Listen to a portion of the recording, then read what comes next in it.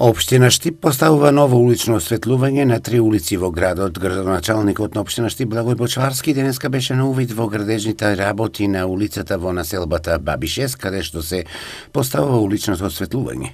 Во оваа населба продолжуваме со изградба на инфраструктурата, која што е потребна за нормално функционирање на граѓаните, а тоа е уличното осветлување и веднаш потоа ќе бидат поставени и тротоарите на овие нови улици, што значи дека ги комплетираме инфраструктурните зафати, освен улици, водоводи, канализации, веќе работиме на улично осветлување на овој дел од градот. Паралелно со ова беа распишени тендери за уште 2 блока во градот, а тоа е во блок 2000, се работи за 380 метри поставување на ново улично осветлување на новите улици, и во населбата Сењак кај објектот на Луна Комерц на новите улици веќе се поставуваат 455 метри ново улично осветлување. Овде во населба Баби има 300 метри.